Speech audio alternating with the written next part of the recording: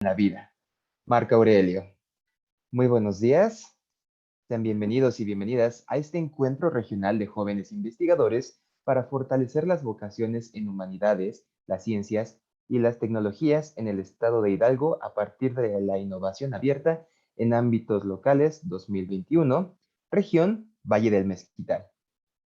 El día de hoy estamos muy contentos de recibirles a todos ustedes. Les pedimos mantener sus cámaras encendidas y sus micrófonos silenciados.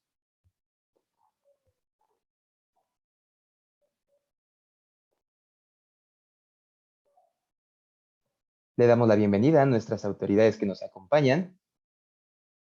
Nos acompaña el doctor Marco Antonio Cádiz Cruz, rector de la Universidad Tecnológica del Valle del Mezquital. Doctor, buenos días.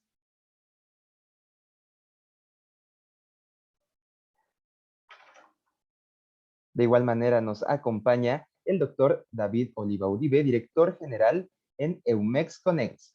Hola, doctor David, buenos días. Buenos días a todos. Saludos desde Bruselas. Nos acompaña el maestro José Alonso Huerta Cruz, director general del Consejo de Ciencia, Tecnología e Innovación de Hidalgo. Muy buenos días a todos. De igual manera, damos la bienvenida a los rectores que nos acompañan de las diferentes universidades. Nos acompaña Imelda Espinosa, directora general del Instituto Tecnológico Superior de Huichapan. Damos la bienvenida al maestro Javier Cabrera, rector de la Universidad Tecnológica Minera de Zimapán. Gracias, buenos días. Muy buenos días. En representación del maestro Pedro Segovia Núñez, rector de la Universidad Politécnica de Francisco y Madero, la maestra Rosalba Antonia Ángeles, directora de investigación y posgrado. Buenos días.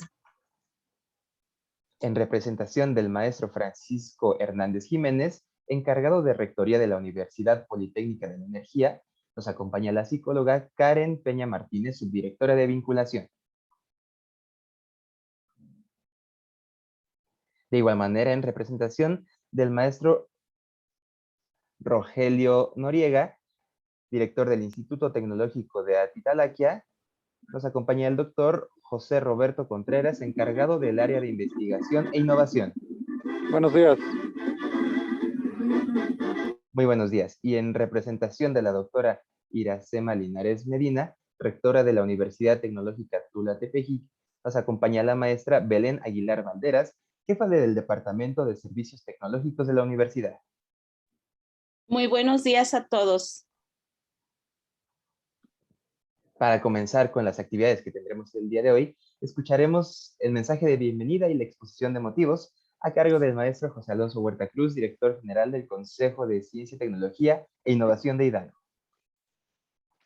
Bien, muchas gracias. Muy buenos días de nueva cuenta a todos. Es un enorme placer saludarlos a través de este medio y sobre todo con motivo pues de arranque de actividades de un espacio de encuentro que hemos desarrollado ya durante varios años con las comunidades estudiantiles de las instituciones de educación superior del Estado de Hidalgo, con el objetivo de promover pues esa vocación hacia la investigación, el identificar justamente esos talentos y acercar a los jóvenes que están justamente en una etapa formativa clave, pues de alguna manera lo que es el mundo de la investigación, el rigor de la evaluación, el valor que tiene la confrontación de ideas con sus pares, con la finalidad justamente pues de indagar, ¿no?, nuestra realidad y poder generar conocimiento y un entendimiento pertinente para nuestro entorno y que permita atender problemas públicos, que permita generar soluciones y oportunidades de desarrollo en lo individual y en lo colectivo. Yo por eso agradezco mucho pues, la participación, como siempre, de todos los rectores, de todas las universidades, los que están presentes y por supuesto a través de los representantes, enviarles mucho nuestro agradecimiento por confiar siempre en estas iniciativas que lanza el Consejo de Ciencia, Tecnología e Innovación de Hidalgo, con la finalidad de seguir pues, promoviendo esta transformación de nuestro Estado hacia una economía, hacia una sociedad basada en el conocimiento bajo la visión de nuestro gobernador Omar Fayad, que ha puesto justamente a la ciencia, la tecnología e innovación en el centro de su modelo de desarrollo para el Estado de Hidalgo, en una política transversal que busca impactar en todos los sectores y regiones del Estado y en donde esta política solo podrá tener sentido y futuro en la medida que tengamos pues un acervo de capital humano debidamente formado, especializado y con estas capacidades para la investigación, para el desarrollo, para la innovación, que permitan justamente sustentar pues estos procesos de cambio que ha estado instrumentando a lo largo de toda su administración el gobernador Omar Fayad y que se concreta pues en proyectos estratégicos como los que se han comentado ampliamente ya en diferentes espacios, como es la iniciativa del Ciclotón Mexicano, pero como es el que ya es una realidad, la aceleradora de negocios tecnológicos, los centros de investigación, el Laboratorio Nacional de Acceso Espacial y en general pues todos esos procesos de transformación tecnológica que también se están impulsando el programa, a través del programa Transforma Hidalgo, del cual muchos forman parte de ese impulso por la adopción y el desarrollo de tecnologías transformadoras como el blockchain y algunas otras, y que en general pues es una estrategia muy ambiciosa, muy amplia, que está teniendo un impacto muy importante, pero que como decía yo hace un momento, parte justamente pues de la posibilidad de tener este capital humano que permita sustentar el desarrollo y la consolidación de este proyecto y al mismo tiempo ofrecer pues una oportunidad de desarrollo profesional y de espacio para consolidar sus carreras a nuestros jóvenes que están en edad universitaria.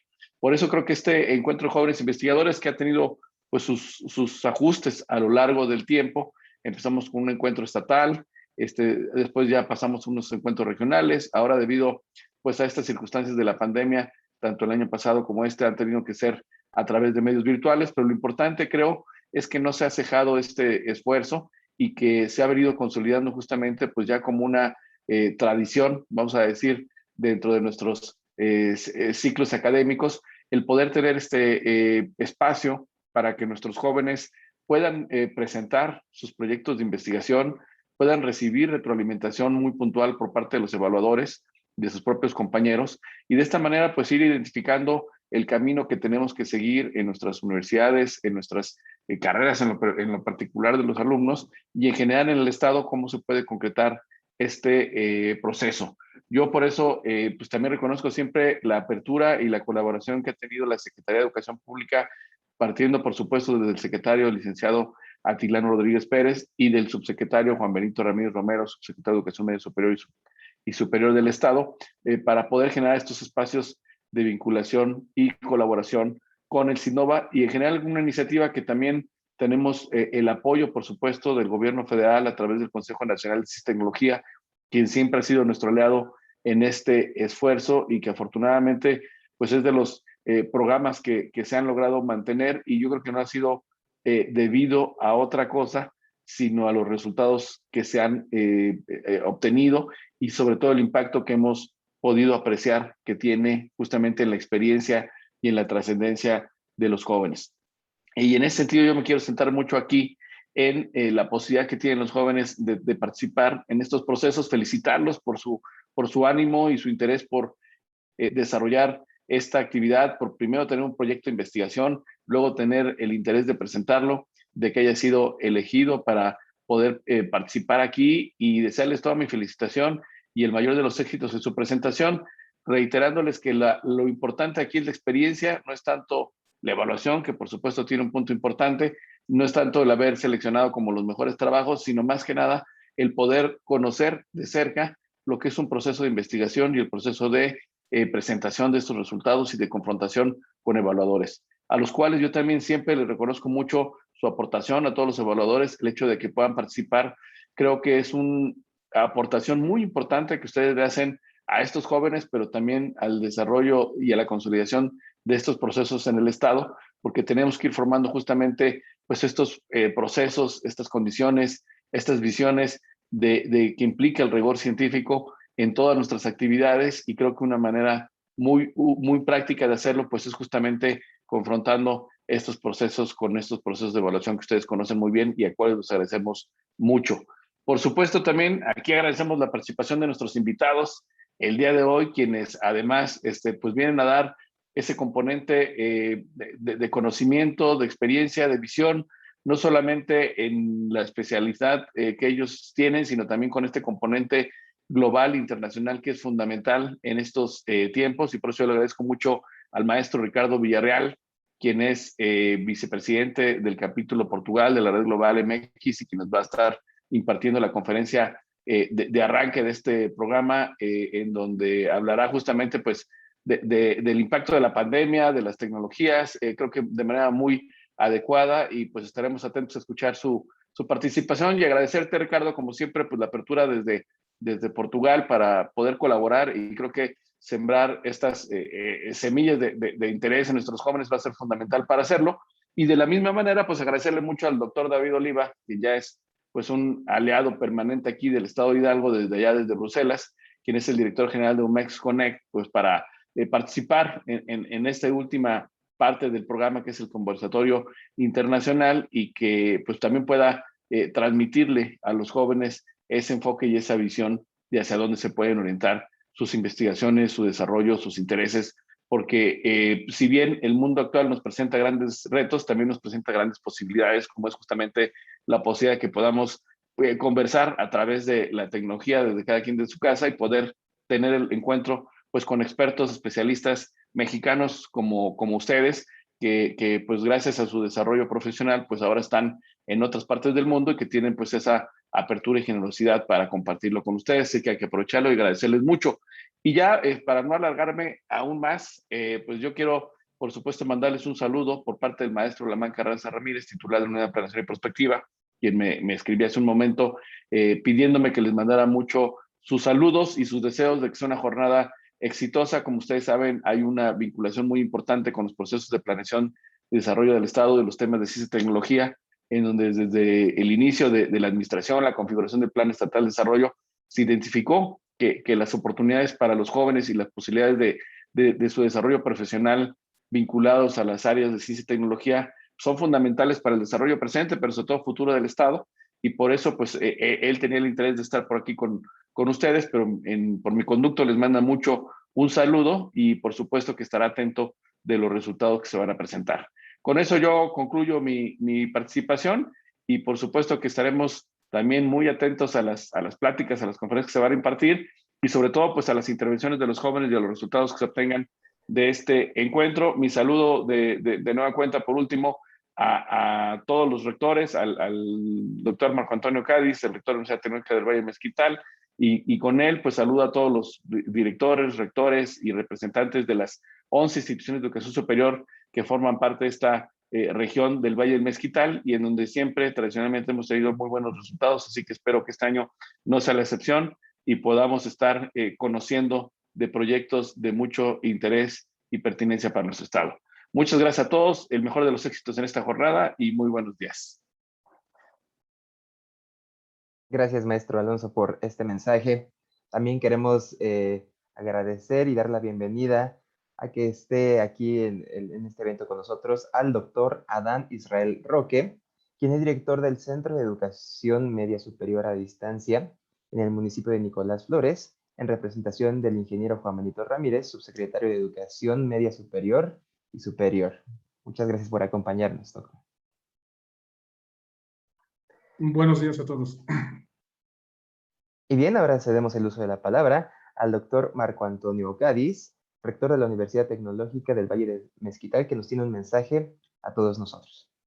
¿Cómo están? Buenos días a todas y a todos ustedes. Como siempre, un placer poder expresar el buenos días en esta mañana, este día que va comenzando. Saludo con mucho aprecio al maestro José Alonso Huerta Cruz, director general del Consejo de Ciencia y Tecnología e Innovación del Estado de Hidalgo, al doctor David Oliva, otra vez un gusto de volverlo a saludar, al maestro Ricardo Villarreal, igual con mucho respeto le saludo.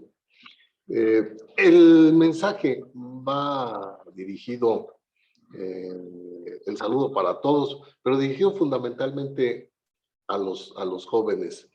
Hace poco tuve oportunidad igual de hacer uso de la palabra en el 17 Congreso Nacional de Administración y Negocios 2021 que organizan las universidades tecnológicas, todas las universidades que tienen la carrera de administración. Y les decía, que nada nos detenga. Nada nos ha detenido y nada nos detendrá.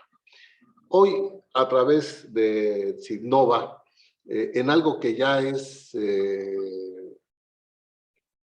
digamos, costumbre, por fortuna costumbre, tenemos actividad. No ha dejado de trabajar, no nos ha dejado de convocar, no ha dejado de mover en lo que le corresponde a los jóvenes de las instituciones de educación superior en el estado de Hidalgo. Hoy, en este encuentro regional, me estaba refiriendo, ahí se están presentando 34 proyectos de investigación, desarrollo tecnológico e innovación. Están participando 24 evaluadores de distintas instituciones de educación superior, hay 8 coordinadores de mesa, en total 11 instituciones de educación superior de la región están participando en este esfuerzo. ¿Por qué? Porque hay un interés fundamental de todos nosotros, del Sidnova, de quienes estamos al frente de una institución educativa, y es que los jóvenes no se detengan. Que no obstante la pandemia que estamos viviendo, por fortuna ya esperemos en el tramo de salida, no nos hemos detenido. Ha habido clases virtuales, conferencias, encuentros, congresos nacionales como de administración. Antier se inauguraba el encuentro de cuerpos académicos del que fue sede la Universidad Tecnológica de Tula Tepeji en el marco del 30 aniversario de las universidades tecnológicas. Nada nos ha detenido. Hoy creo que con acciones como esta estamos refrendando el compromiso que tenemos con los jóvenes por prepararlos, por formarlos, por hacer de ellos buenos profesionistas y sacarlos adelante. Hoy yo quiero, si me lo permiten y desde la modesta posición que ocupo, reconocer el trabajo del Sidnova. No se ha detenido en todos estos años.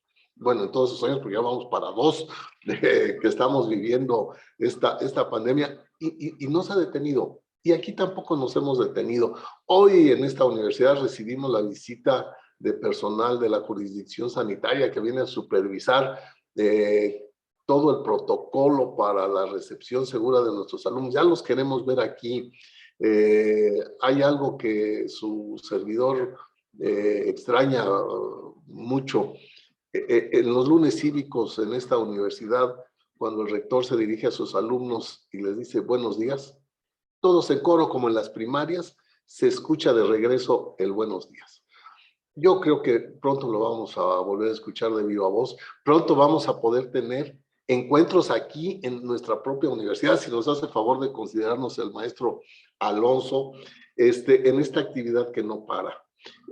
Podremos tener ya a lo mejor de ver al doctor Oliva, con quien hemos tenido otros encuentros los rectores, tampoco se ha detenido, y de tenerlo en esta universidad, de poder recibir al maestro Ricardo Villarreal, de carne y hueso, y tenerlo aquí en el auditorio de esta universidad. Nos tenemos que mover, tenemos que salir adelante.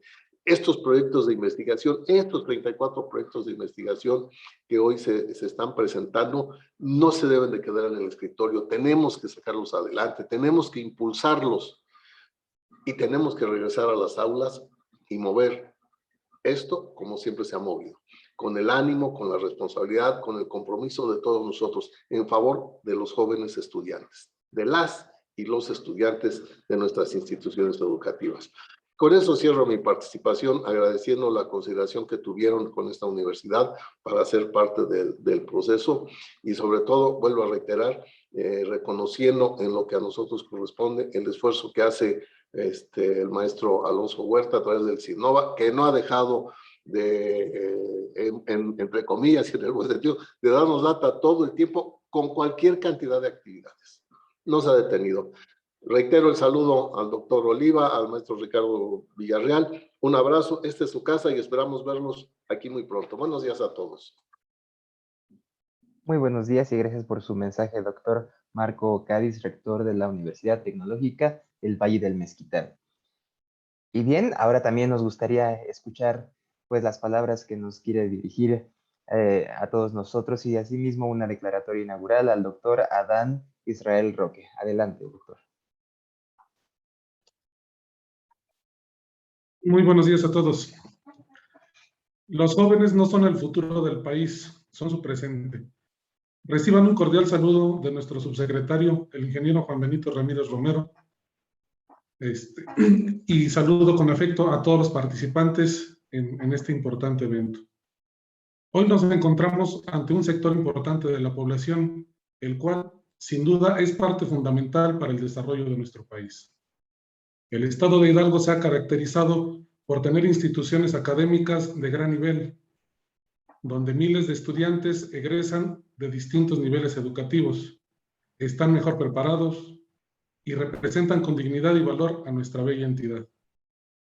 Quiero reconocer el trabajo y la dedicación de los jóvenes encargados de construir mejores entornos, de ser el pilar de una sociedad que requiere de gente buena, comprometida y con un proyecto de vida que los haga mejores mexicanos. Hoy tenemos la oportunidad de reunirnos y de ir saliendo adelante de una pandemia que sin duda nos deja enormes enseñanzas. Nos hace ver que tenemos que ir construyendo nuestro futuro día con día sin voltear a ver el pasado.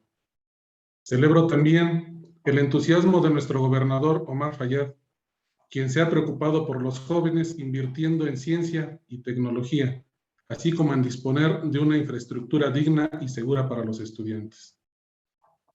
Hidalgo es un estado a la vanguardia en el respeto a los derechos de las y los jóvenes. Ya no más abandono a este sector. Debemos continuar brindando escenarios de oportunidades y evitar que los vicios de la delincuencia se apoderen de nuestros jóvenes y pongan en riesgo su paz y su bienestar. Somos una sociedad comprometida, solidaria y con muchas ganas de salir adelante, de vivir con tranquilidad y de trabajar para ser mejores personas.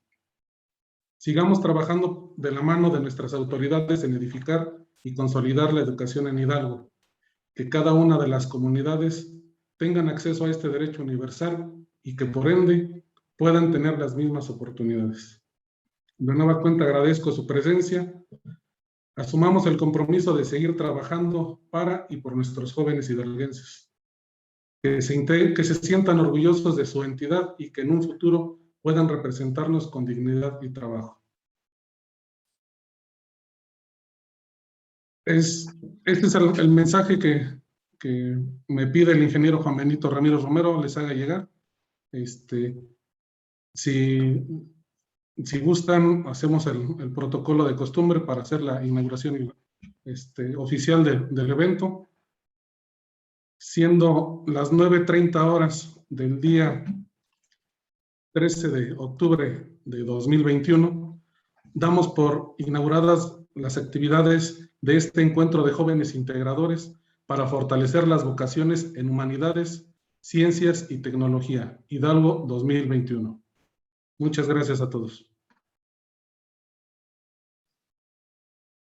Gracias, doctor Adán Roque, por este mensaje y enhorabuena a todas y a todos. Y pues como bien lo mencionan, para dar inicio con estas actividades, pues vamos a tener una conferencia magistral titulada Las posibilidades del homeschooling en un mundo post-pandemia. Esto será a cargo de el maestro Ricardo Villarreal, de quien les leeré un poco acerca de pues, la gran trayectoria que tiene. Él nació en Monterrey, México. Es licenciado en Ciencias de la Comunicación del TEC de Monterrey y tiene un máster en la Escuela de Negocios John Sikes en la Universidad de Tampa, en Florida. Trabajó en la industria de la energía, primero para Teco Energy en el área de comunicación corporativa y después en General Electric en la negociación de contratos internacionales para la filial Granite Service en la ciudad de Tampa, Florida. En el 2006 fue voluntario de una organización internacional de ayuda humanitaria en los barrios de Kibera en la ciudad de Nairobi, esto en Kenia, ayudando a la gestión y control de inventario de una clínica para la atención a niños con enfermedades dermatológicas. Como director de cine documental, dirigió y produjo el largometraje The Domínguez, A Family Who Shaped the Story of California, para el canal de televisión KCET, esto en Los Ángeles, y dirigió y produjo Ride with Larry, un documental inspirado para concientizar sobre el Parkinson y el uso de la marihuana medicinal, que ganó varios premios en festivales internacionales de cine. Lideró proyectos de promoción comercial entre México y California en la oficina de ProMéxico en el Consulado General de México en Los Ángeles y como empresario independiente. Fue presidente de la Asociación Exatec California y ha sido voluntario en organizaciones altruistas que promueven las ciencias y las artes. Es parte del comité de selección y jurado del Festival Cinema Culturas en Riverside para promover el arte cinematográfico en los jóvenes inmigrantes. Es actual vicepresidente del capítulo de Portugal de la Red Global MX y vive en la ciudad de Setúbal, en Portugal. Entonces, pues estamos muy contentos de recibir a Ricardo Villarreal.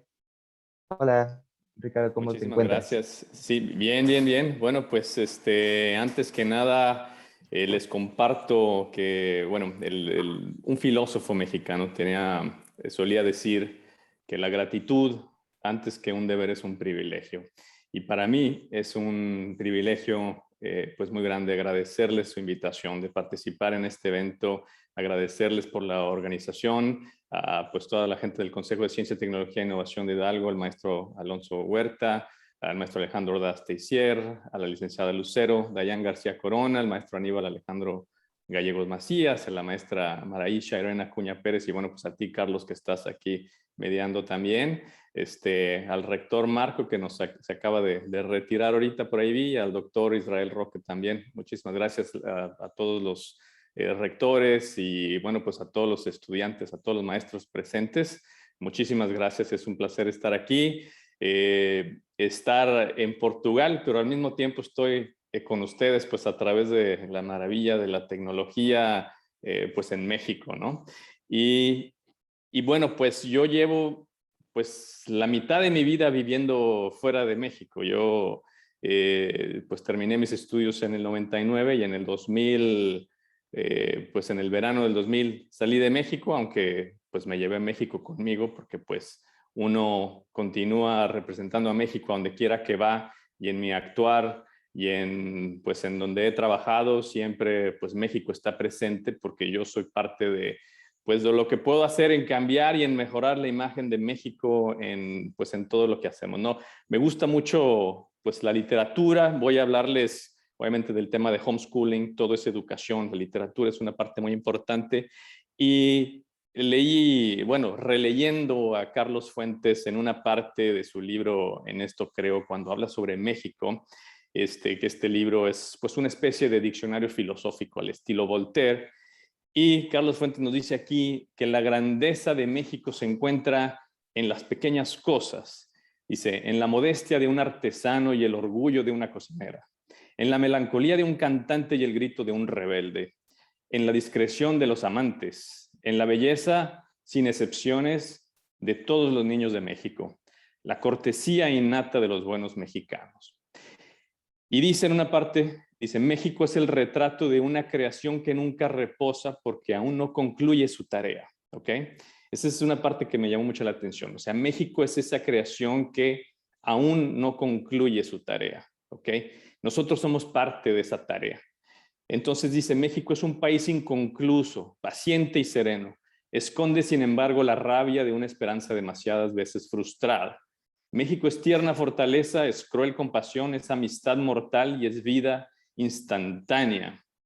Y hay una pregunta al final de este ensayo que viene, pues bueno, tiene que ver con todo esto, donde dice, ¿cuál será el plazo de nuestra siguiente esperanza, ¿no? Al pueblo mexicano? ¿Y cuál la intensidad de nuestro próximo deseo?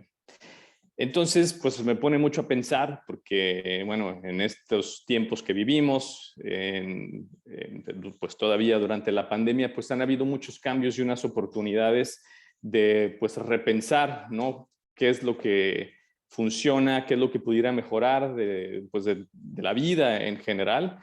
Y, pues bueno, no hay progreso sin conocimiento y no hay conocimiento sin educación, ¿no? Nadie pierde conocimientos si los comparte, ¿no? Es como la cita del filósofo español Jorge Santayana que dice, una vela no pierde nada al encender otra vela, ¿no? La idea de compartir la enseñanza, de compartir la educación. La pandemia nos forzó pues a las escuelas a pues ajustarse a los tiempos y hacer educación a distancia. Yo voy a hablarles del homeschooling, que es un poquito diferente a la educación a distancia, pero pues bueno, que va al mismo tiempo pues relacionado, ¿no? Las instituciones, bueno, un autor que me gusta mucho de aquí de Portugal, José Saramago, que también compartió tanto en México, fue a México muchas veces.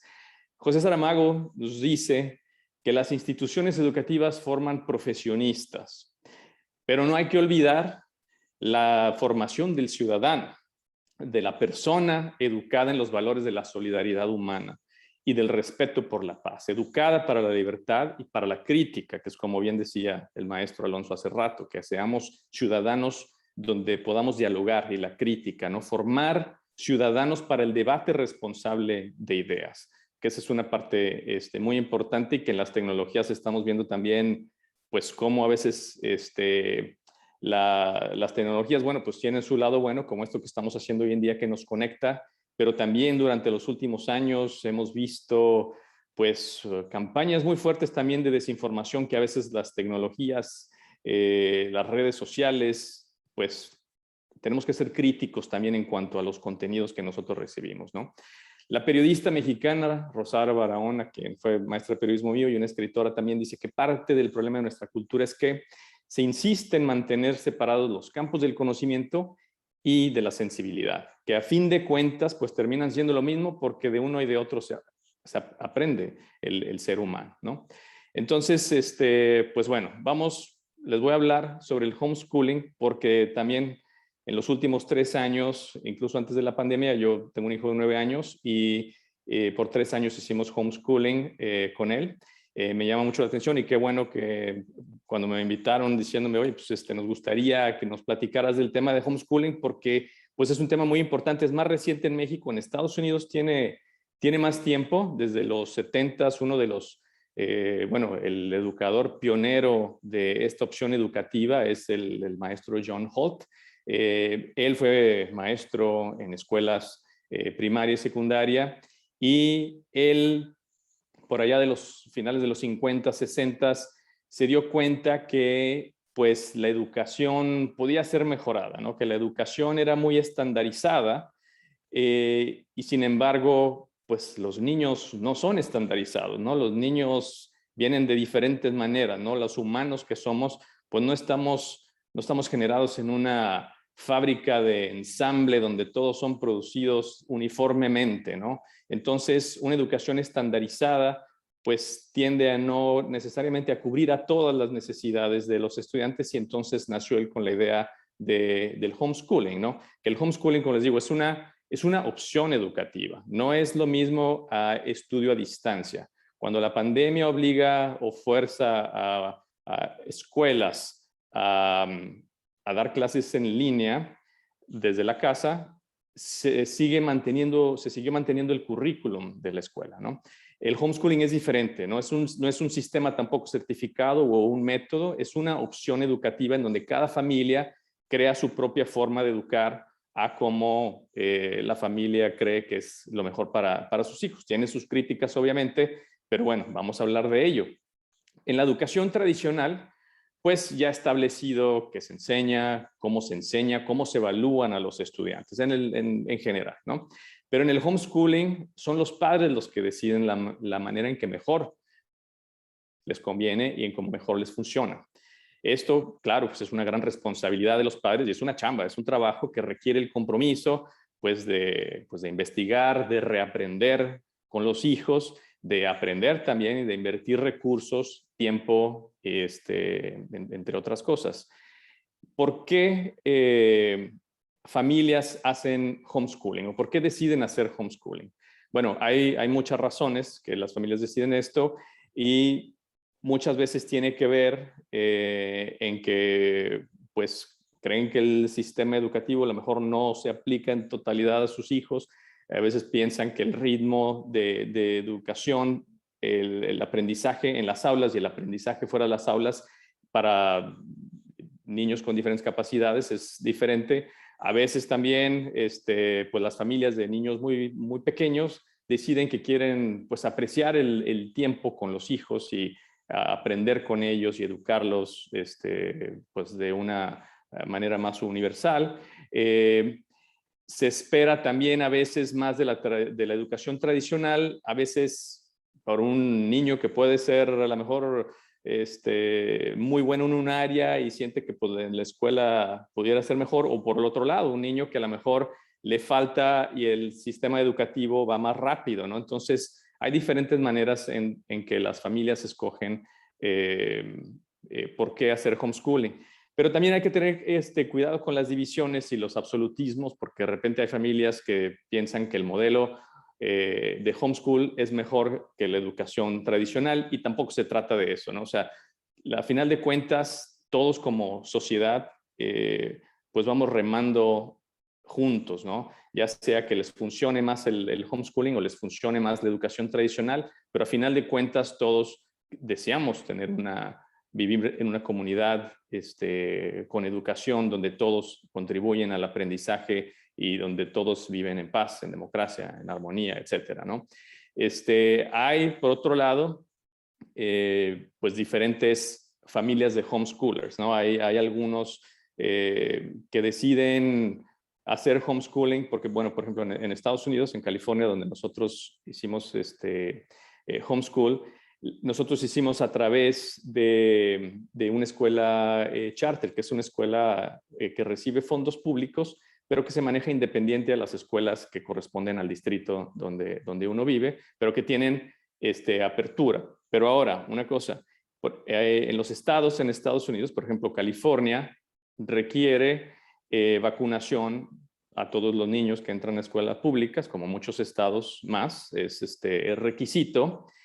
Pero hay algunas familias que pues son antivacunas o tienen otra ideología y deciden hacer homeschooling porque no quieren pues respetar, digamos, esos requisitos de vacunación. Pues hemos visto en los últimos años mucha división política que desafortunadamente a veces termina en este tipo de situaciones. Algunas familias en Estados Unidos, pues por cuestiones ideológicas, religiosas, deciden que no quieren tener a sus hijos en la escuela porque quieren educarlos a lo mejor de una manera más religiosa, porque no quieren que sus hijos se les eduque sobre la evolución o ciencias que vayan en contra de sus ideologías. Obviamente no es mi caso porque yo siempre he apoyado la ciencia, soy muy pro ciencia, pero es importante que se sepa que no todas las familias que hacen homeschool son iguales, ¿no? Por otro lado, también está el concepto del unschooling, que es el aprendizaje orgánico, digamos, el aprendizaje más libre, donde se deja que el niño aprenda por su cuenta, sin evaluación de ningún tipo, en una manera nada estructurada.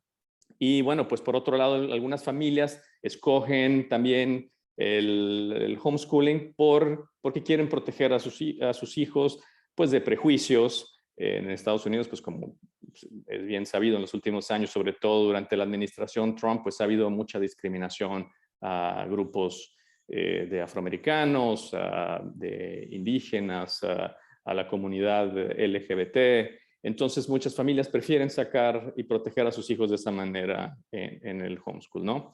Y bueno, pues el papel de la tecnología también es muy importante, pero también es muy importante que para mí el rol del profesor es más importante que nunca, tanto en homeschool como en las escuelas tradicionales, porque hay, bueno, el escritor Umberto Eco, que también fue periodista, en uno de sus ensayos con todo lo del internet, menciona a un estudiante que una vez fue con su profesor y le dijo, bueno, ahora en la época del internet, donde tenemos acceso a toda la información, le dice, pues usted, profesor, pues ¿para qué sirve, no?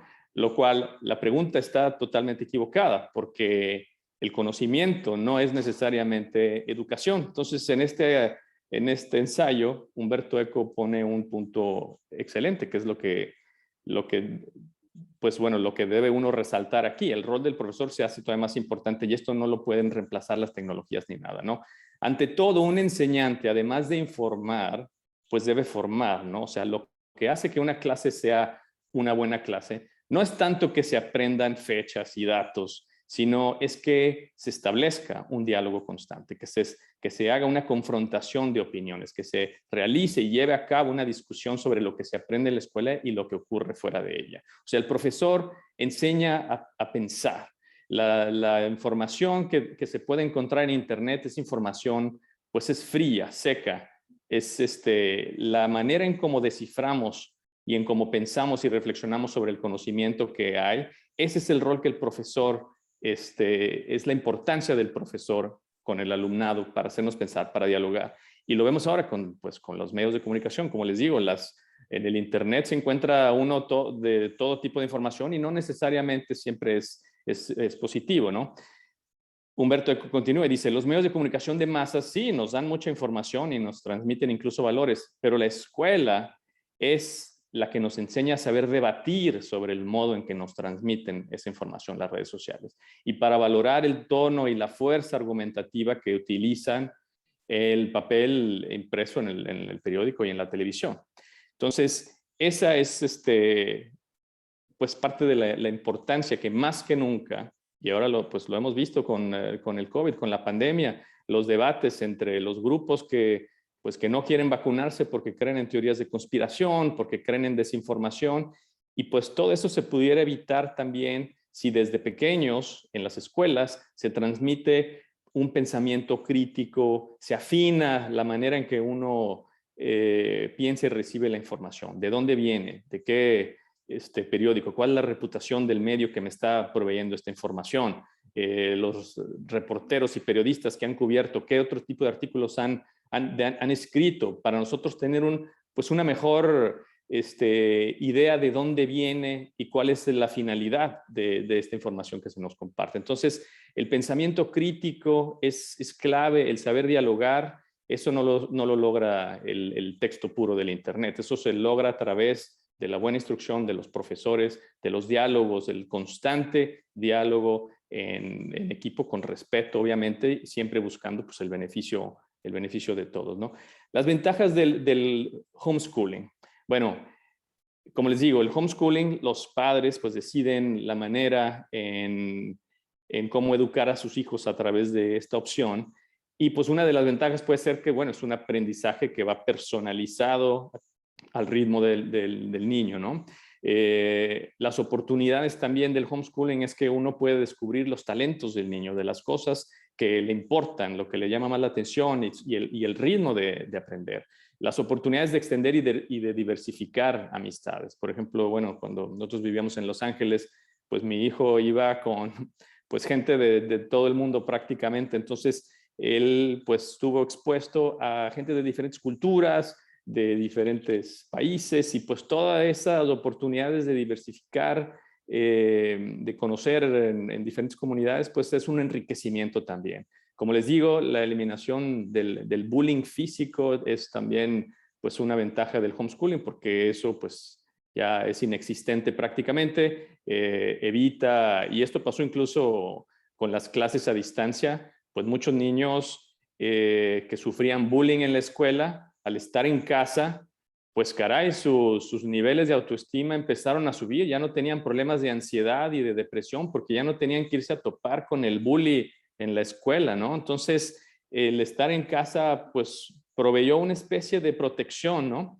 Claro, por otro lado, la educación en línea, pues bueno, puede haber el cyberbullying, ¿no? El bullying cibernético y pues la otra cosa de estar expuestos a las pantallas, pues es la toxicidad que existe en las redes sociales, ¿no?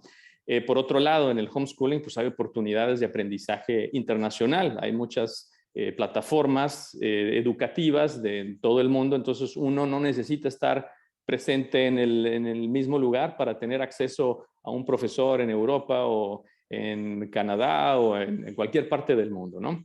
Y también la otra ventaja del homeschooling es que pues, se pueden acceder a museos, a parques nacionales o parques naturales y en horarios con menos concurrencia, ¿no? Porque también la idea del homeschooling pues no es no quedarse pues todo el día en casa tampoco, sino pues aprovechar para conocer de su comunidad y de sus alrededores. Todas las ciudades, todos los poblados pues tienen museos de algún tipo, tienen parques y y en la naturaleza y en los museos, pues se puede también aprender bastante. Algunos de los consejos es, bueno, pues tener una actitud flexible, ¿no? Lo bueno del homeschooling también es que ya no hay esos horarios de 8 a 3 o el horario que sea, no hay más flexibilidad. Y cuando se hace homeschooling dedicado a solamente un estudiante, pues en menos tiempo se puede abarcar más, ¿no? Ya no son 20 y tantos o 30 y tantos estudiantes, es solo uno en el que se enfoca, ¿no? Y también, pues bueno, da la oportunidad de una apertura interdisciplinaria. Los consejos también al hacer homeschooling es que pues hay que escuchar a los niños, ¿no? Hay que apoyarlos, hay que proveer un ambiente de seguridad y de amor sobre todo, ¿no? Goethe decía que saberse amado es una fortaleza aún más grande que saberse fuerte, ¿no? Y pues bueno, también una cuestión muy importante del homeschooling, educar a los hijos, y bueno, y esto aplica también en la educación tradicional, es que como padres pues hay que apoyarlos en que cumplan sus sueños, no los nuestros. A veces como padre queremos que los hijos tengan éxito en algún área que a lo mejor nosotros no tuvimos, por decir un padre que pues no fue exitoso en el piano y pues, pues quiere ahora que su hijo sea el pianista que él no fue y pues tampoco se trata de eso, ¿no? Cuando estuve en General Electric me acuerdo pues el que fue mi jefe me contó su historia, cómo él quería que su hijo pues estudiara en una de las universidades de renombre en Estados Unidos, ¿no? Que fuera a Harvard o a Yale o a Stanford, a una de estas universidades. Y pues por años estuvo poniéndole mucha presión y su hijo pues ya cerca de tener que decidir a la universidad, pues estaba ya con mucha ansiedad y mucha presión y pues explotó, ¿no? Con su papá y le dijo, ¿sabes qué, papá? Es que ese es tu sueño, ese no es mi sueño, ¿no? Mi sueño es este otro, ¿no? Y esa parte de la vocación también es una cuestión que pues hay que inculcar y hay que respetar, ¿no? Como les digo que me gusta mucho la literatura, hay un pasaje del Quijote, que si no lo han, bueno, me imagino que varios ya lo han leído, pero que es muy importante, donde el Quijote está hablando con el caballero del verde gabán, este caballero que quiere también que su hijo se dedique ya sea a ser abogado o a alguna profesión y sin embargo su hijo pues quiere ser poeta, ¿no? Entonces Don Quijote le da en este discurso una de las frases que más me gustan de este libro, le dice, los hijos, señor, son pedazos de las entrañas de sus padres y así se han de querer, o buenos o malos que sean, como se quieren a las almas que nos dan vida. A los padres toca el encaminarlos desde pequeños por los pasos de la virtud, de la buena crianza y de las buenas costumbres, para que cuando sean grandes sean báculo de la vejez de sus padres y gloria de su posteridad. Y en lo de forzarles que estudien esta o aquella ciencia, no lo tengo por acertado. Aunque el persuadirles no sea dañoso, sería yo de parecer que le dejen seguir aquella ciencia que más le vieren inclinado, y aunque la de poesía es menos útil que deleitable, no es de aquellas que suelen deshonrar a quien las posee. La poesía, a mi parecer, bueno, se va en fin, pero una de las frases pues del Quijote que sobre la vocación, este libro de hace más de 400 años que sigue siendo muy vigente porque pues, es un libro muy universal y también, pues bueno, muy importante en el homeschooling es como pareciera que al estar en su casa y no en las aulas pudiera perder algo de la sociabilidad. Es importante buscar una comunidad también de homeschoolers para el intercambio de conocimientos y para la parte social. Y sobre todo, bueno, en diferentes países hay siempre grupos de expatriados, siempre se encuentra alguna comunidad de homeschoolers y hace muy rico el intercambio, sobre todo con este tipo de comunidad. También, pues bueno, hay que reconocer los talentos, las oportunidades y las limitaciones, también a veces las de uno como padre, ¿no?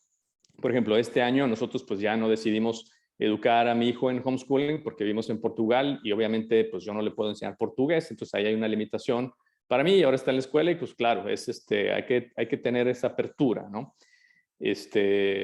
Bueno, en México vi hace de este año un artículo en el periódico Excelsior donde habla que el homeschooling empieza a tomar fuerza en México, aunque bueno, no tan grande. Identifican como alrededor de 600 familias. Entonces, pues un número muy pequeño, donde un gran porcentaje de las familias que hacen homeschooling, pues un papá está trabajando. para el otro tomarse cargo de la educación. Y la mayoría del grupo de homeschooling va de los 6 a los 10 años, son las edades que se hacen homeschooling, que tiene sentido porque ya después se hace la educación pues más compleja, más específica. Nosotros, como les decía, hicimos el homeschooling en una escuela charter. Estas escuelas en California reciben fondos del gobierno y estos fondos del gobierno se pueden utilizar pues en bibliotecas, se pueden utilizar en equipo educativo, en cuestiones que sean pues en consumibles o en clases, por ejemplo, de música puede ser, en natación, etcétera, ¿no? Lo cual nos permitió a nosotros tener un currículo amplio con enfoque en las ciencias, en las historias, en las artes y bueno, en la música, que para nosotros ha sido muy importante que la música sea parte del desarrollo y el crecimiento de los niños, ¿no? Yo siempre he considerado que la música debe ser una clase obligatoria, así como las matemáticas y como la ciencia. La música debe ser parte importante de la formación de los niños.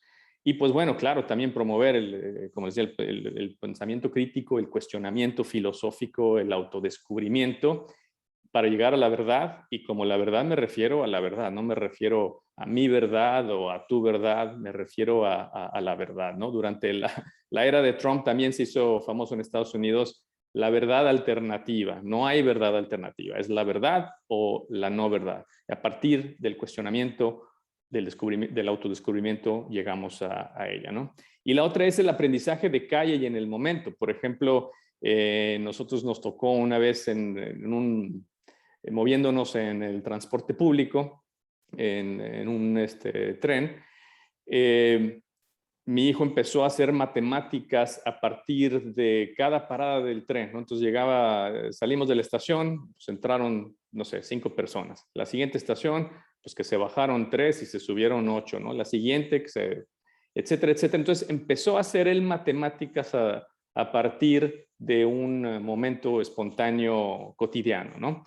En paseos en parque también a veces se ponía él a hacer multiplicación con las flores, ¿no? Si decía, bueno, este girasol tiene, no sé, 20 pétalos y hay 10 girasoles, pues hacía multiplicación. Entonces, el homeschooling, que como les digo, no es solamente de casa, sino es el aprendizaje a través de la experiencia, de la educación vitalicia, porque nunca se deja de aprender, pues permite poner un poco más de atención y enfoque pues al momento, ¿no? Y nosotros, pues bueno, encontramos una comunidad pro ciencia, una comunidad secular, diversa y global, donde pues también utilizamos la tecnología más que nada pues para que ayude, ¿no? También, por ejemplo, la participación cívica, les voy a mostrar una parte, déjenme ver cómo les comparto aquí la pantalla. A ver, un segundo. Bueno, aquí es a ver si pueden ver aquí ¿cómo le hago? Este es mi hijo, que bueno, nosotros consideramos que parte de la educación importante en el homeschool es educarlos a participar cívicamente.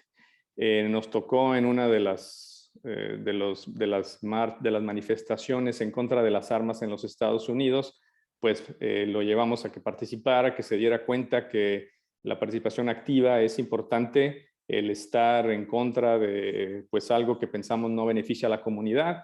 Y por otro lado también participamos en una marcha a favor de la igualdad, que también es otro de los que durante la administración de Trump pues muchos grupos se vieron amenazados por sus políticas y bueno, pues esto fue que les quería mostrar ahí, porque es parte importante de la formación educativa también. Vamos bien de tiempo, ok.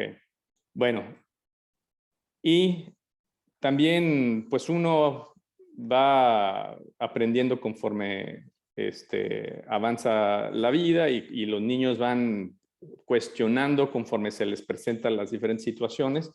Y cuando estuvo mi hijo en una guardería en Los Ángeles, le tocó un compañero que tenía dos papás, o sea, era una pareja homoparental. Y después de lo que fui a recoger, mi niño me dijo, oye, ¿sabes qué? Mi amigo, no me acuerdo su nombre, pero dice, tiene dos papás, hombre, no tiene mamá, tiene dos papás. Y entonces yo le dije, bueno, ¿y tú qué piensas? ¿Verdad? Y me dice mi hijo, pues que a todo dar, se me hace que a todo dar tener dos papás. Y, y entonces le dije, pues qué bien que piensas eso. Entonces uno se da cuenta que los niños pues realmente no ven no ven diferente, ¿no? Ellos, los niños, pues son más inocentes, ven amor, y me dio mucho gusto que la reacción de él pues fuera una de respeto, que no vio nada diferente de esto, porque no esto es completamente normal, y así va uno aprendiendo pues bueno, de la vida, ¿no? Los últimos años han sido una lección tremenda por la polarización política, ¿no? Y bueno, y una de las cosas que para nosotros ha sido muy importante también es, pues bueno, el homeschooling es la literatura. Y la literatura, como les decía en un principio, pues les voy a hablar un poquito porque pienso que en homeschooling, en escuela tradicional, y una vez que se gradúen, toda la vida la literatura les va a servir para siempre.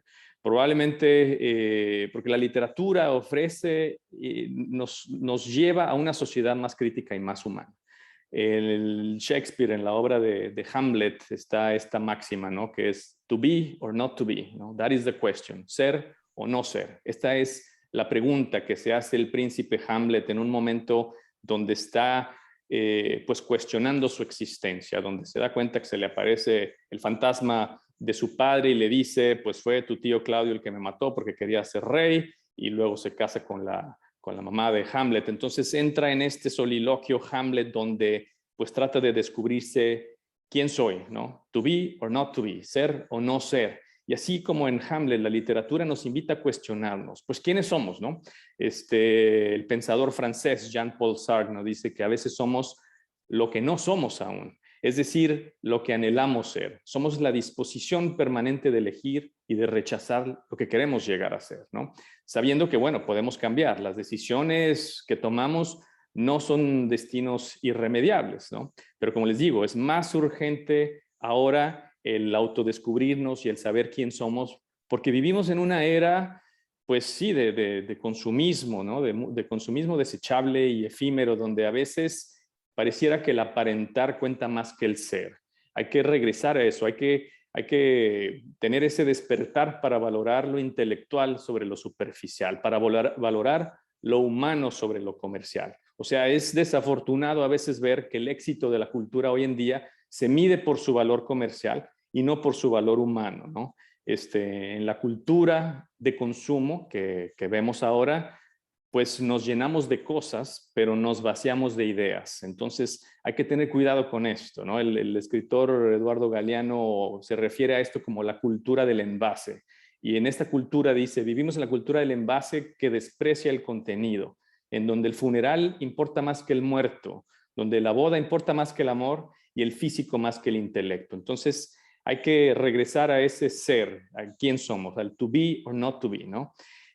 Sor Juana Inés de la Cruz, la escritora mexicana, para muchos considerada la primer feminista del continente americano, dice que la clave de la literatura está precisamente en enriquecer el pensamiento. La literatura nos sirve para lograr pues ese esclarecimiento de la existencia como ser humano. Y pues bueno, pues leemos obviamente por muchas razones, leemos para aprender de lo desconocido, leemos para unirnos más como seres humanos, para abrirnos al mundo y también, bueno, pues para extender nuestra visión de campo. Otro escritor que me encanta, Hermann Hesse, que fue premio de literatura, un escritor alemán, en su libro Siddhartha, él reflexiona que la verdadera profesión humana consiste en encontrarse a sí mismo.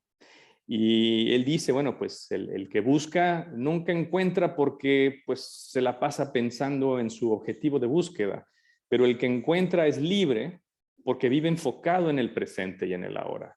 Vive y y se permite ver la belleza del mundo, ese ser, ¿no? Volviendo a Hamlet, ese to be.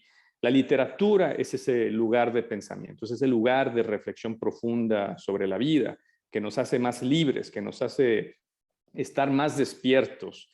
Y bueno, pues ese despertar que provoca la literatura, el escritor español Fernando Savater se refiere al síndrome de Don Quijote, porque pues es el gran ejemplo, ¿no? de ese despertar. El del Quijote, como les decía, bueno, es un libro que abarca diferentes temas, pero siempre recurrente en el Quijote es el tema de la libertad, de esa libertad individual, esa libertad que le permite al personaje Alonso Quijano decidir sobre su vida y ejercer su voluntad para convertirse en Don Quijote de la Mancha, ¿no? Don Quijote, pues no es un héroe con superpoderes como Superman o Spider-Man, es un antihéroe. Don Quijote es un personaje ordinario que posee, pues bueno, todos los imperfectos de la gente común como nosotros, pero que adquiere una locura envidiable a través de los tantos libros de caballeros andantes que lo han pues sumergido a un mar de fantasía, de infinita imaginación. Y es precisamente con esa locura que le dan los libros con las que Don Quijote se embarca a las aventuras en las que se va, donde ve gigantes, donde hay molinos y donde ve castillos, donde son simples posadas. Y bueno, pues en esa locura de gran imaginación, esa locura envidiable, es como Don Quijote va transformando para siempre la realidad, no solo de todo aquel que se encuentra a su paso, sino que también va transformando su propia realidad, ¿no? Al principio de la obra, ¿no? Al principio de Don Quijote, pues le llaman loco, ¿no? Se burlan de él, se ríen de Don Quijote, pero ¿qué pasa hacia el final? Al final, una vez que todo el pueblo se ha transformado gracias a esa fantástica magia de Don Quijote, pues la gente pide que no sane Don Quijote, que no se cure de esa manera tan hermosa de ver el mundo, de sus ideales, de esa ilusión. Pues gracias a esa locura es que se hace la vida más agradable y que, bueno, y que se identifica uno, ¿no? Es ese espíritu rebelde y justiciero de Quijote, pues que nos hace más humanos, que nos hace darnos cuenta pues, que hay que luchar por el bien y por la libertad y hay que celebrar al hombre bueno, ¿no? Y en un pasaje, por cierto, de la libertad, aquí nada más para que no se me pase, porque Don Quijote le dice a Sancho Panza en una parte, le dice, la libertad, Sancho, es uno de los más preciosos dones que a los hombres dieron los cielos. Con ella no pueden igualarse los tesoros que encierra la tierra ni el mar encubre. Por la libertad, así como por la honra, se puede y se debe aventurar la vida. Y por el contrario, el cautiverio es el mayor mal que puede venir a los hombres. Entonces, pues el leer nos hace libres, el leer nos da conocimiento, la lectura es la mejor arma contra la ignorancia y como les digo, bueno, pues contra todos los fake news y todas estas teorías de conspiración que desinforman y que crean un ambiente tóxico en las conversaciones. El libro pues es un arma contra ello, es un arma contra los prejuicios, es un arma contra el racismo, la xenofobia, contra los peligros de los fanatismos religiosos o políticos. Porque la literatura, como la filosofía, pues es el lado opuesto a los dogmas, que los textos literarios siembran dudas, están abiertos al cuestionamiento, están abiertos a la posibilidad de múltiples interpretaciones, permiten la libertad de pensamiento y la libertad de expresión. Y son precisamente estas libertades que da el pensamiento crítico, pues a la que los gobiernos totalitarios pues temen, ¿no? Porque los libros tienen la bondad y la grandeza y la gran fuerza de hacer a la gente pensar, ¿no? De cuestionar y de provocar una insatisfacción frente a las injusticias, que siempre hay que estarlo, no siempre se puede mejorar todo. Y hoy en día, bueno, pues además de la preocupación de los últimos años por personajes políticos que pueden convertirse en dictadores como un Trump o como Bolsonaro, pues bueno, ahora también se suma a esto pues la inquietud de las dictaduras digitales, ¿no? Este poder autoritario que se ha ido traspasando a través de los algoritmos del Big Data, ¿no? Como las empresas Google y todas estas empresas que tienen un tremendo poder porque a veces hasta nos conocen más que nosotros mismos. Entonces, pues hay que tener mucho cuidado de eso. Parafraseando a Eduardo Galeano, nuevamente digo, las dictaduras militares desaparecen gente, las dictaduras financieras desaparecen el dinero, pero las dictaduras digitales, si nos descuidamos, desaparecen la verdad. Y pónganse a pensar en esto, porque hoy en día la gente no busca información, sino que googlea información. Entonces, ¿qué quiere decir esto? Que estamos dejando nosotros en manos de los algoritmos de Google los resultados de nuestra búsqueda de información. Nosotros le estamos dando a Google ese poder sobre la verdad, ¿no? Y con ello, pues estamos limitando nuestra capacidad de pensamiento crítico. Entonces, hay que pues, tener esto muy en mente, ¿no? Ahora, como les digo, yo no estoy en contra de las tecnologías, porque pues vaya, esto no pudiera darse a cabo sin las tecnologías, pero es muy importante que las tecnologías deben asistir a la humanidad, no definirla. Los avances tecnológicos deben servir para mejorar la calidad de vida de los humanos y del planeta. Debe de servir para resolver la pobreza, la ignorancia, pero que no sirva para exterminarnos los unos a los otros, que la tecnología no sirva para deshumanizarnos. Las tecnologías deben de construir puentes, deben de enriquecer a nuestras comunidades y de fortalecer a nuestra sociedad, ¿no? Y bueno, algunos dirán, bueno, ¿cómo encontrar tiempo para leer? ¿No? A veces uno siente que no tiene tiempo, pero sí hay tiempo. Y regresando a Carlos Fuentes, uno de mis escritores favoritos, dice, tener todo el tiempo del mundo es la más pobre de las riquezas, pero no tener tiempo porque ya lo gastamos o porque ya se nos fue es también una gran tragedia. Entonces hay que encontrar tiempo para leer. Si hacemos tiempo para comer, hay que hacer tiempo para leer porque es tan importante alimentar el cuerpo como la mente. Entonces, de acuerdo a un estudio del sitio TechCrunch, menciona que el usuario promedio en Estados Unidos pasa 5 horas en apps del teléfono móvil al día, ¿ok? Al día.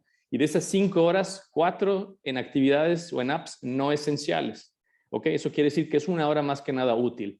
Pero yo no digo que se tomen esas 4 horas para leer, pero si guardan una de esas horas para leer, quiere decir que con un libro promedio de 300 páginas, si le dedican 1 hora de lectura diaria, pueden leer un libro por semana.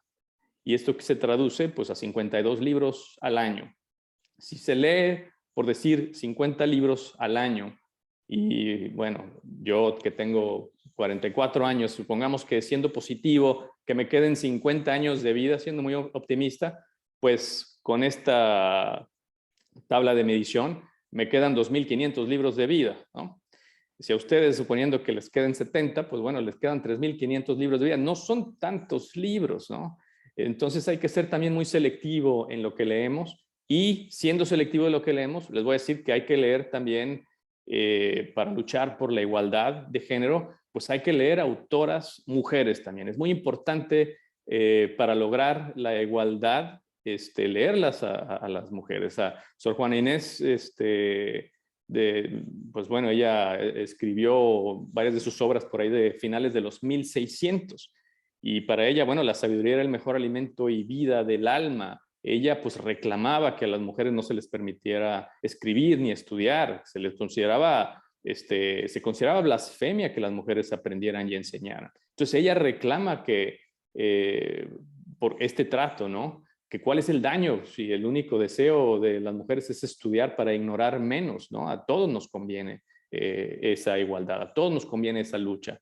Entonces, ella mencionaba que tenía por maestro un libro mudo, por condiscípulo un tintero insensible y en vez de explicación y ejercicio tenía muchos estorbos. Entonces ella ya estaba en sus pensamientos, estaba ya reclamando lo que la escritora inglesa Virginia Woolf escribió más de 200 años después de Sor Juana Inés sobre pues esta necesidad de darle a la mujer el espacio y de dejarla escribir y participar equitativamente, ¿no?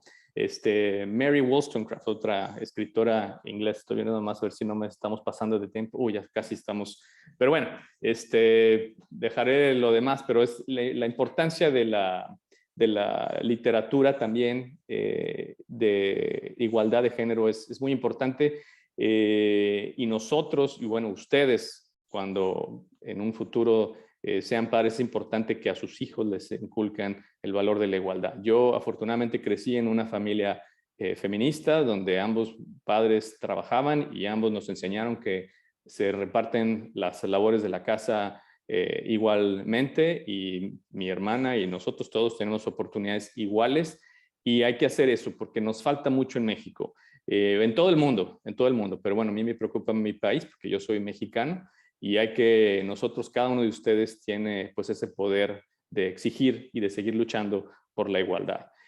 Como último, lo más les iba a comentar, porque sé que ya vamos a la sección de preguntas y respuestas, ¿cómo puede la educación tradicional cómo pudiera participar más en una época post-pandemia, ¿no? La pandemia nos forzó a la educación en casa y a cuestionar. Las escuelas tradicionales obviamente no van a desaparecer, pero sí se van a reinventar. Quizás la educación, el concepto de educación vitalicia, en que uno no deja de aprender, pudiera ayudar a que quizás las escuelas tradicionales sean más flexibles en sus horarios. Yo me puse a pensar también entre este otro tema, y a lo mejor a los maestros no les va a gustar esto, pero el receso de verano de varios meses tendría caso que continuara, porque uno no deja de aprender, ¿no? ¿Cómo cómo las escuelas públicas pudieran también hacer que esos meses de verano se participara más, ¿no? Que la educación continuara, porque uno nunca deja de aprender.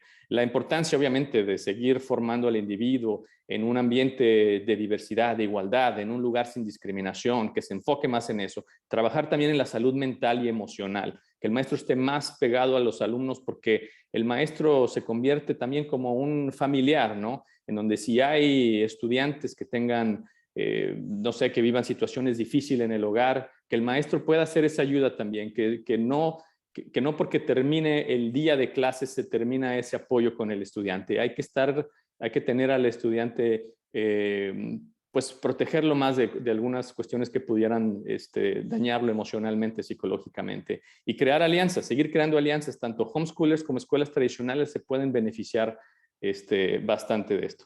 Pero bueno, creo que ya el tiempo de preguntas y respuestas ya toca, ¿no? Les agradezco. Muchas gracias, ¿no? Gracias a ti, maestro Ricardo. La verdad es que pues nos quedamos aquí queriendo saber más, pero desgraciadamente por cuestiones de tiempo, pues vamos a hacer lectura de algunas preguntas para que usted nos apoye en responderlas. Por ejemplo, nos dice Isaac Lucas, ¿cuál es la importancia en el homeschooling del profesor o el instructor, ya sea padre que enseña o sea un instructor independiente? ¿Y sabes cuál es el estado del homeschooling en México actualmente? Sí, gracias por la pregunta. Pues el rol, yo pienso que es muy importante el seguir inculcando el cuestionamiento. Por ejemplo, yo a mi hijo le digo, o sea, cuestióname incluso a mí mismo, o sea, que no creas que porque soy tu papá, mi palabra es incuestionable. No es así. Incluso uno como padre a veces aprende mucho de los hijos, aunque mi hijo no se dé cuenta, pero yo aprendo mucho de él. Y también le digo, incluso cuestiona, aunque suene paradójico, pero cuestiona tus cuestionamientos también, cuestiona tus preguntas. Por ejemplo, a veces una vez entramos en un debate filosófico porque, bueno, la pregunta del millón, ¿no? Que se han hecho desde la griega clásica, ¿cuál es el sentido de la vida, ¿no? Y entonces, pues entramos en un debate y le digo, bueno, ¿y si la pregunta que me dices a lo mejor no tiene sentido? O sea, o si es una pregunta equivocada, porque y si se llegara a saber quizás que no tiene sentido, ¿estarías contento con esa respuesta? Porque incluso en la infinidad del universo, en lo pequeñito que somos, incluso aunque se nos confirmara que no tenía sentido la vida, no significa que no vale la pena vivirla. Al contrario, o sea, vale la pena vivirla y mucho, porque en este breve espacio de tiempo nuestra vida vale y podemos transformar y cambiar nuestro entorno, aunque dure el tiempo que dure, ¿no? Entonces, ese constante cuestionamiento de todo, pues es muy importante. ¿Cómo está el homeschooling en México? Por lo que estuve buscando, la Secretaría de Educación Pública a nivel federal, pues apoya a familias que quieran hacer homeschooling, pero no hay esa modalidad de unschooling o donde hacen las familias lo que quieran hacer sin continuar una estructura. Entonces, las familias que hacen homeschooling tienen que, como quiera, estar de alguna manera ligadas al CEP para poder evaluar que se ha cumplido con los lineamientos de tal grado, ¿no? Entonces, si alguien está cursando segundo grado homeschooling, pues la SEP, a través de la SEP evalúa si se ha cumplido con esos requisitos para continuar el siguiente año, etcétera, etcétera. En Estados Unidos varía por estados. Por ejemplo, en Texas permite estar completamente off the grid, ¿no? Esto, completamente desconectado del sistema de salud, de educación pública, donde no tienes que reportar a nadie, lo cual no es necesariamente bueno tampoco porque, bueno, al menos para nosotros queríamos algo un poquito más estructurado, claro, con flexibilidad, con apertura, pero nosotros queríamos seguir manteniendo esa línea con la escuela pública para, pues, tener ese benchmarking, esos exámenes de evaluación comparativa para ver dónde estaba nuestro hijo, ¿no? Entonces, pero en México no se puede estar off the grid, es totalmente con la SEP y creo que no hay recursos públicos para homeschooling. Cada familia tiene que costearse. Gracias, Ricardo. Oye, y estaba pensando acerca de tus documentales. ¿Hay en algún lugar, alguna plataforma en la cual se pueda, pues, verlos, acceder a ellos? Claro, sí, con mucho gusto. Pues el documental de Ride with Larry, El Camino de Larry en español, que por cierto se estrenó en México cuando salió, fue la premier mundial ahí. Se puede ver en Amazon Prime, está disponible, si no también está en el sitio Vimeo. Y el documental de los Domínguez, que fue para televisión, ya está en YouTube. Ese es un documental histórico sobre cómo una de las familias pioneras, que por cierto eran también mexicanos, contribuyeron al desarrollo cultural, económico de Los Ángeles y del estado de California. Y por cierto, uno de los Domínguez, Manuel Domínguez, que fue alcalde de Los Ángeles varias veces, fue también delegado cuando se escribió la primera constitución del estado de California. Y uno de los artículos en la primera constitución del estado de California, que fue por allá de 1848, estaba a favor de los derechos de propiedad de la mujer. En 1848 ya California ya era un estado muy progresista buscando la igualdad. Y eso explica mucho de por qué hoy en día California es un estado muy liberal, Texas, por ejemplo, es más conservador, porque California se formó así. California fue el estado número 31 de la Unión Americana y fue el estado que rompió con la balanza en materia de esclavitud. Fue el estado que él dijo, nosotros no estamos a favor de la esclavitud, y a partir de ahí ya fueron cada vez más y más estados en contra de la esclavitud.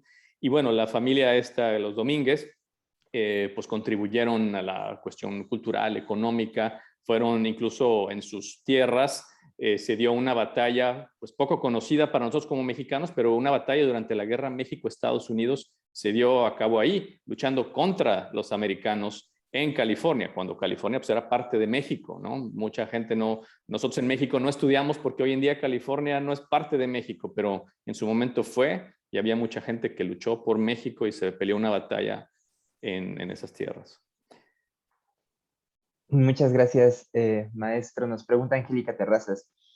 En México, el homeschooling aún no se ha consolidado. A pesar de ello, en nuestro país no hay ninguna legislación federal que regule esta actividad, aunque sí tratados internacionales que establecen precedentes importantes en materia de homeschooling, especialmente en relación con los derechos de los estudiantes.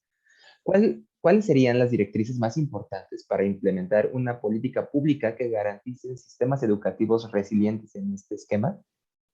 Sí, gracias por la pregunta. Sí, pues la manera en cómo en Estados Unidos llegó a legislarse, pues fue a través de, o sea, poco a poco, ¿no? En el noreste de los Estados Unidos, en el estado de Massachusetts, donde está en la ciudad de Boston, el movimiento de homeschooling, pues logró crear mucha presión con legisladores para que pudiera votarse a favor con ciertos lineamientos en un principio, ¿no? Cómo se iban a evaluar o validar los cursos en el estado. Entonces, en México yo creo que se tiene que hacer así, se tiene que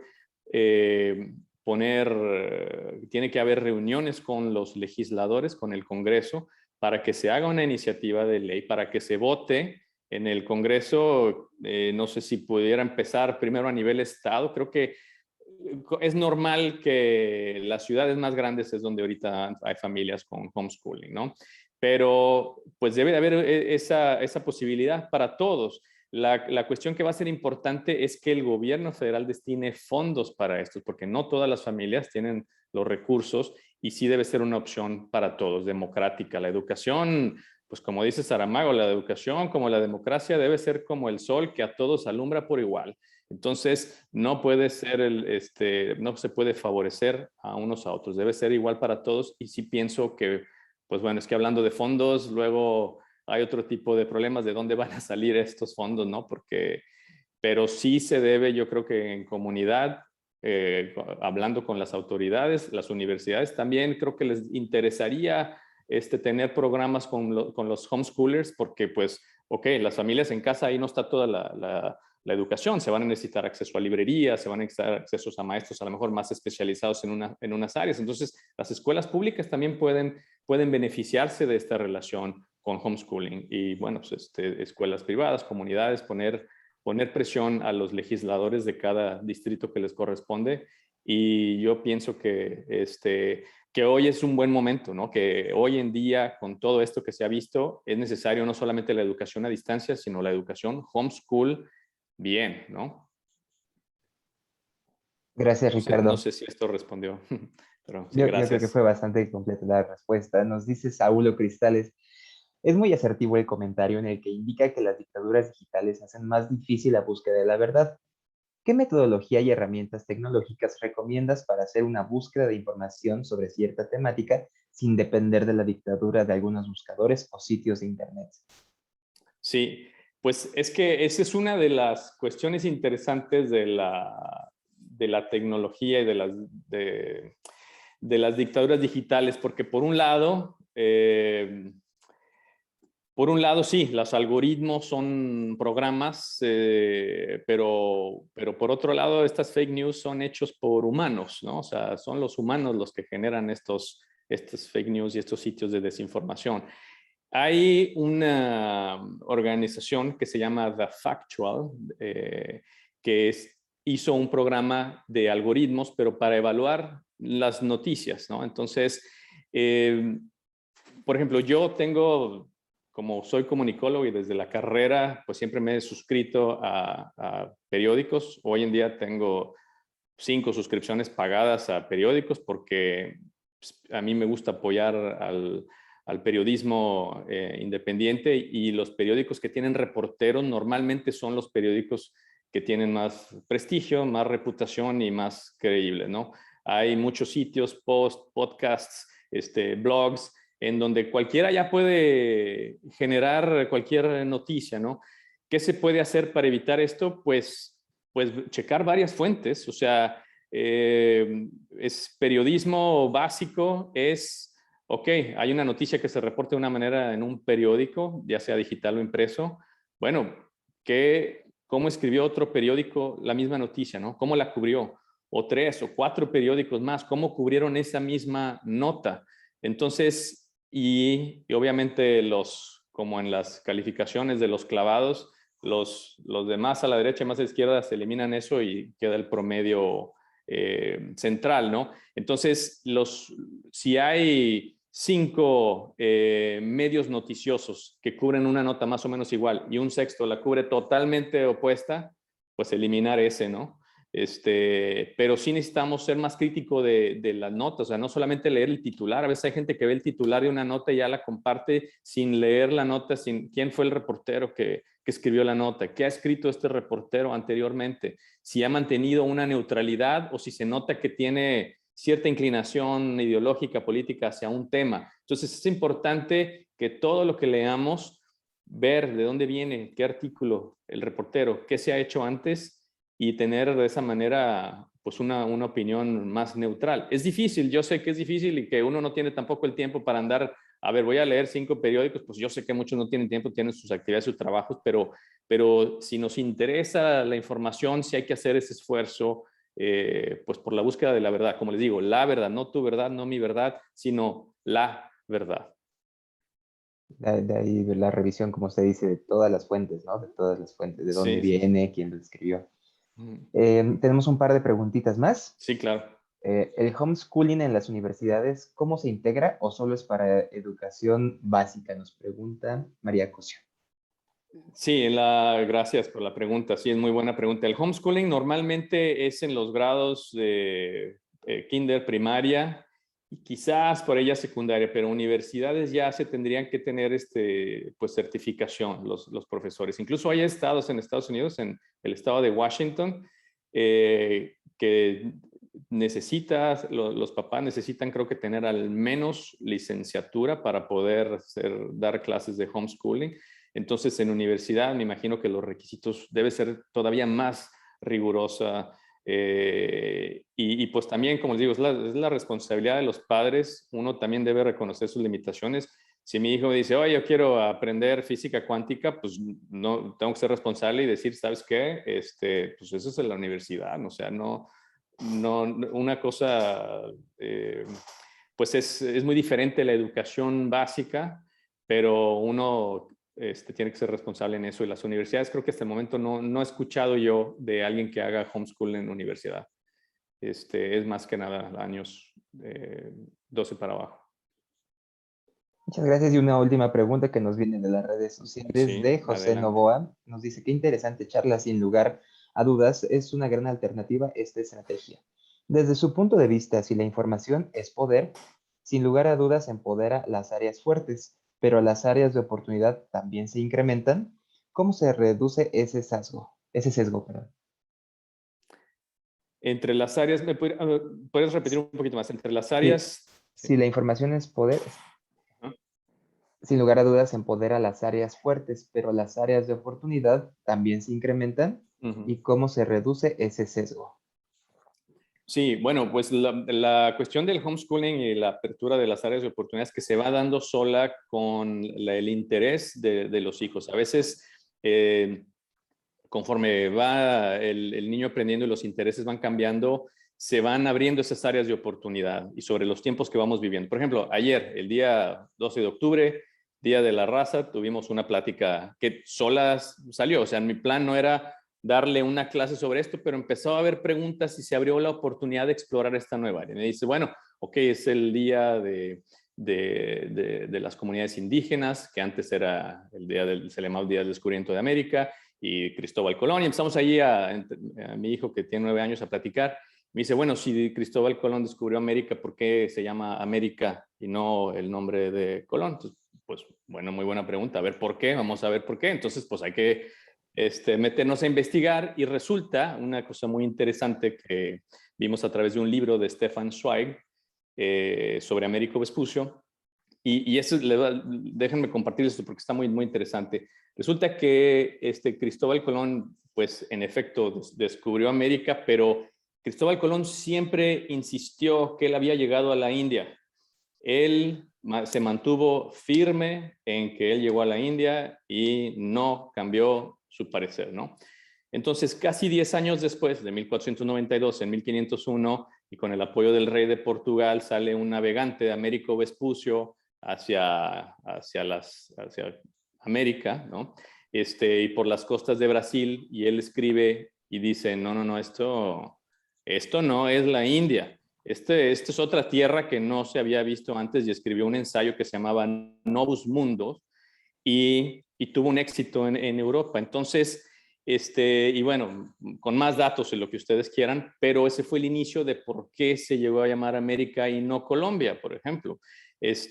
Porque todo descubrimiento que se hace debe ser validado no solo por el individuo que realizó el descubrimiento, sino por la persona que entendió su significado, por la persona que hizo la correcta interpretación de ese descubrimiento. Para Cristóbal Colón, él no hizo ningún descubrimiento porque había llegado a la India, y fue Américo Vespucio el que supo interpretar ese descubrimiento, el que supo decir, no, no es la India, este es un nuevo mundo. Y bajo sus escritos, pues bueno, aunque él, me imagino que él no quiso decir, oigan, llámenle a este continente, llámenle como yo, no creo que haya sido ese su plan, pero se hizo tan popular su escrito del Novus Mundus que dijeron, pues él tiene el merecimiento del nombre porque supo interpretar el descubrimiento y su significado real. Entonces, pues, qué información tan interesante encontramos a partir de una pregunta que se fue abriendo la oportunidad espontáneamente y que ahora les comparto, que a lo mejor algunos de ustedes ya la sabían, y si no, pues bueno, ya saben este dato, y pues ya no se volvió a cambiar, se quedó el nombre que es hasta la fecha, por un error histórico, digamos, y una necedad también al mismo tiempo de Colón, pero las oportunidades se abren espontáneamente. Es una de las cosas que me gusta del homeschooling, que a veces uno pudiera tener cierto itinerario de qué quieres cubrir, pero como en un documental, uno va filmando el documental de acuerdo a cómo las cosas van pasando, ¿no? Que es como lo veo yo en las producciones de cine documental que he hecho. A diferencia del el cine hollywoodense, sigue un guión y eso ya te sabes el final antes de empezar a filmar. En el documental se va dando solo conforme va pasando la historia. En el homeschooling es muy similar, las oportunidades se van dando también espontáneamente conforme uno va aprendiendo. Pues muchas gracias, Ricardo. A Tenemos un ustedes. comentario que dice, Lucila, felicidades por invitar a la lectura por la igualdad. No, pues un placer. Muchas gracias a ustedes. Espero que en algo les haya contribuido. Les agradezco la oportunidad y muchas felicidades a todos ustedes, todos los estudiantes por todos los proyectos que han hecho y los que van a venir. Y pues ustedes son parte importante de México, del mundo. Y pues de veras que les deseo todo el éxito en todos sus proyectos. Gracias por permitirme platicarles un poquito pues de este tema que también me llama mucho la atención y que va a seguir escuchándose cada vez más del homeschooling. Y pues bueno, mucho éxito, suerte a todos y nuevamente pues muchas gracias y abrazos desde Portugal. Muchas Con gracias. mucho cariño estamos a la orden. Muchas gracias, Ricardo. Ahora el maestro Alonso te tendrá un mensaje.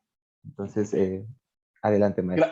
Gracias, Carlos. Sí, pues simplemente para agradecerle mucho a Ricardo su charla, el que nos haya regalado este tiempo de sus actividades, que le haya robado este tiempo de sus actividades para estar con nosotros. Y creo que compartimos un tema pues muy interesante, ¿no? Que nos hable justamente sobre las posibilidades que hay en los procesos de educación, ¿no? Que existen otros formatos más allá de los tradicionales y que en un mundo tan dinámico, ¿no? Como el que vivimos actualmente, pues hay que tener en cuenta todas esas opciones, sus beneficios, las opciones y que pues también tomemos lo bueno, que a lo mejor no necesariamente se esté ya en ese camino, pero que se recuperen algunos de los principios o beneficios que puede traer para complementar a lo mejor otro tipo de modelos de educación. Así que Ricardo, pues te agradecemos mucho tu plática, tu experiencia y pues aunque sea de manera virtual, pues te hacemos llegar este reconocimiento, te lo vamos a llegar por supuesto en manera virtual también, pero pues que no quede la charla sin el debido reconocimiento por parte obviamente del Consejo Nacional de Ciencia y Tecnología, por parte del Consejo de Ciencia, Tecnología e Innovación de Hidalgo y del Gobierno del Estado de Hidalgo, así como la Universidad Tecnológica del Valle de Mezquital, pues a traerte el reconocimiento por haber impartido esta conferencia magistral el día de hoy como actividad inaugural de este encuentro regional de jóvenes investigadores en el Valle de Mezquital y bueno, firmado por un servidor. Ricardo, muchas gracias. Muchas gracias. Enhorabuena por lo que estás haciendo y lo que nos compartes. Y bueno, pues ahora sí, despedimos por supuesto a Ricardo. Yo regreso a los micrófonos con Carlos porque va a empezar propiamente sí ya las actividades del encuentro, deseándoles de nueva cuenta el mayor de los éxitos a todos. Muy buenos días Gracias, a todos. Ricardo, un abrazo. Gracias. Hasta